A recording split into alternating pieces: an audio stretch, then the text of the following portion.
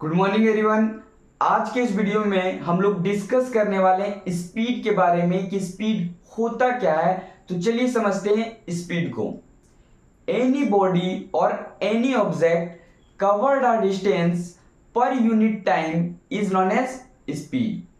कोई भी बॉडी है या कोई भी ऑब्जेक्ट है, वो डिस्टेंस कवर्ड कर रहा है और उस डिस्टेंस को कवर्ड करने में जितना टाइम कंज्यूम किया जा रहा है उस बॉडी या उस ऑब्जेक्ट के द्वारा, तो उसे हम लोग क्या कहते हैं? स्पीड कहते हैं। जैसे आप समझने का प्रयास कीजिएगा इस चीज को। जैसे ये एक लाइन है, ए और बी, ये दो पॉइंट है, ठीक है, ए पॉइंट ये बी पॉइंट। अब कोई ऑब्जेक्ट है, वो ए पॉइंट से मूवमेंट स्टार्ट किया और वो बी पॉइंट तक गया, ठीक है। मैं क्या बोल रहा हूं कि कोई ऑब्जेक्ट है या कोई बॉडी है, वो ए पॉइंट से मूवमेंट स्टार्ट किया और वो बी पॉइंट तक गया, तो ये डिस्टेंस ट्रेवल किया गया उस बॉडी या उस ऑब्जेक्ट के द्वारा। अब ये डिस्टेंस तो ट्रेवल किया गया, लेकिन इस डिस्टेंस को ट्रेवल करने में कुछ ना कुछ टाइम तो कंज्यूम हुआ होगा। ऐसा बात तो नहीं है कि टाइम नहीं लगा होगा, टाइम तो लगा होगा ना। तो इसे हम लोग क्या करते हैं? स्पीड करते हैं। स्पीड को मैंने यही बताया, क्या बताया कि कोई भी बॉडी या कोई भी ऑब्जेक्ट जो डिस्टेंस ट्रेवल करे और उस डिस्टेंस को ट्रेवल करने में जितना टाइम कंज्यूम किया जाएगा उसे हम लोग क्या कहते हैं? स्पीड करते हैं।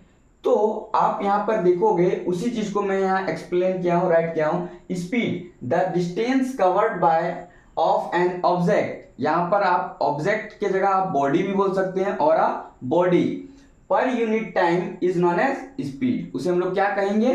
स्पीड करते हैं, ठीक है। तो स्पीड इक्वल टू हम लोग क्या समझे? Distance by time. तो स्पीड का फॉर्मूला क्या हो गया? डिस्टेंस बाय टाइम हो गया। न्यूमेरिकल में आप ऐसा भी हो सकता है कि डिस्टेंस दे दिया, टाइम दे दिया, वहां से तो आप स्पीड निकाल लोगे। लेकिन वहां पर आपका ऐसा भी हो सकता है कि सपोज वहां पर टाइम फाइंड आउट करने दे दिया है और आपका स्पीड और डिस्टेंस दिया हुआ है, तो फॉर्मूला क्या हो जाएगा?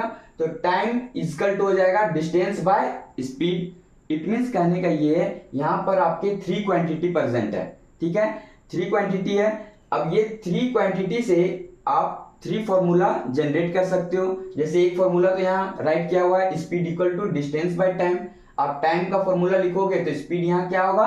आपका बिलो में आ जाएगा और डिस्टेंस तो एबव में ही रहेगा, है ना। और डिस्टेंस का फॉर्मूला फाइंड आउट करोगे तो डिस्टेंस इक्वल टू क्या हो जाएगा? स्पीड इंटू टाइम होगा ना। मैं देखिए, मैं यहाँ कहना चाह रहा हूँ कि टाइम के लिए आप फॉर्मूला लिखोगे तो यहाँ पर टाइम के लिए फॉर्मूला क्या हो जाएगा? डिस्टेंस तो एबव में ही रहेगा, डिस्टेंस आपका एबव में है। अब ये स्पीड क्या होगा? आपका डाउनवर्ड आ जाएगा। तो टाइम के लिए यहाँ पर फॉर्मूला आपका क्या आ गया? Distance by speed. तो जिस प्रकार से आपका न्यूमेरिकल में पूछा जाएगा उस प्रकार से आपको क्या करना है? बनाना है। जैसे डिस्टेंस के लिए यहाँ पर आपका फॉर्मूला क्या आ जाएगा? तो डिस्टेंस के लिए आप देख सकते हो, ये क्रॉस मल्टीप्लाई हो जाएंगे, ठीक है। तो ये क्या हो जाएगा? Speed into time. तो स्पीड इंटू टाइम ये आपका फॉर्मूला हो गया। किसका फॉर्मूला हो गया जी?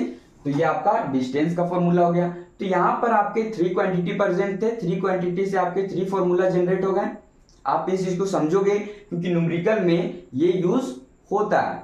अब हम लोग बात करेंगे कि स्पीड कैसा क्वांटिटी है, ठीक है। देखिए, क्वांटिटी दो टाइप्स के होते हैं, एक होता है स्केलर, एक होता है वेक्टर। अब स्केलर और वेक्टर अगर आप नहीं जानते होंगे तो उससे पहले आपको समझना पड़ेगा। देखिए, स्केलर क्वांटिटी वैसे क्वांटिटी को कहते हैं जिसमें सिर्फ हम लोग को मैग्नीट्यूड का पता होता है, डायरेक्शन का पता नहीं होता। वैसे क्वांटिटी को हम लोग क्या कहते हैं? स्केलर क्वांटिटी कहते हैं। मैग्नीट्यूड का मतलब होता है अमाउंट, ठीक है। जबकि वेक्टर क्वांटिटी क्या होता है? Those quantity in which magnitude as well as direction is known. वैसा क्वांटिटी जिसमें हम लोग को मैग्नीट्यूड, इट मींस बोले तो अमाउंट के साथ साथ हम लोग को डायरेक्शन भी पता होता है, वैसे क्वांटिटी को हम लोग वेक्टर क्वांटिटी करते हैं। इट मींस वेक्टर क्वांटिटी में हम लोग को दोनों पता होता है, क्या क्या? तो मैग्नीट्यूड के साथ साथ हम लोग को डायरेक्शन का भी पता होगा, तो वो किस में आएंगे? वेक्टर क्वांटिटी में होंगे। दोनों का पता जिसमें होगा वो आपका वेक्टर क्वांटिटी, और जिसमें सिर्फ मैग्नीट्यूड का पता है, डायरेक्शन पता नहीं है, तो वो आपका स्केलर क्वांटिटी में आएगा। तो अब आप समझोगे जो स्पीड है वो कैसा क्वांटिटी है, आप सोचिए थोड़ा सा।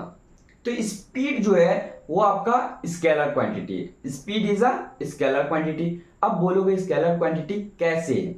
देखिए स्पीड जो है यहाँ पर डिस्टेंस तो बताया गया है कि डिस्टेंस कवर कर रहा है कोई भी ऑब्जेक्ट या कोई भी बॉडी, लेकिन आपको ये बोला गया है क्या कि इस डायरेक्शन की ओर कवर कर रहा है या वेस्ट डायरेक्शन की ओर गया या नॉर्थ में गया या साउथ में गया? एक स्पेसिफिक डायरेक्शन आपको पता है क्या?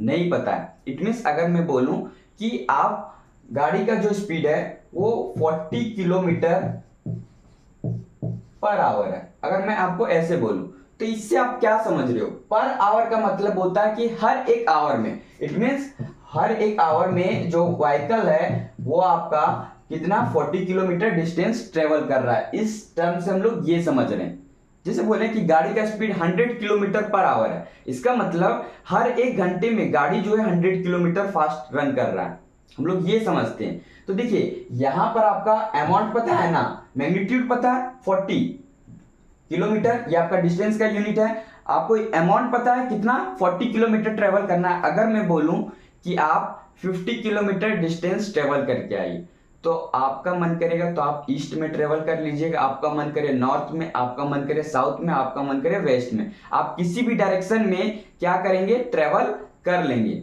ठीक है, आपको कोई स्पेसिफिक डायरेक्शन नहीं बोला गया कि आपको ईस्ट ही जाना है या वेस्ट जाना है या नॉर्थ जाना है या साउथ जाना है। बोला गया क्या? नहीं बोला गया। सिर्फ आपको अमाउंट बताया गया कि आपको 50 किलोमीटर ट्रेवल करके आना है, तो आप किधर भी ट्रेवल कर लोगे। समझ रहे बात को? तो यहां आपको डायरेक्शन नहीं पता लेकिन अमाउंट पता है क्या? 50 किलोमीटर। समझ रहे बात को? तो अमाउंट पता है, इट मींस मैग्नीट्यूड पता है, लेकिन डायरेक्शन पता नहीं है। Due to this reason speed is a scalar quantity. इस वजह से स्पीड कैसा क्वांटिटी है? स्केलर क्वांटिटी है। ये आप समझ गए होंगे कि स्पीड स्केलर क्वांटिटी ही क्यों है। सो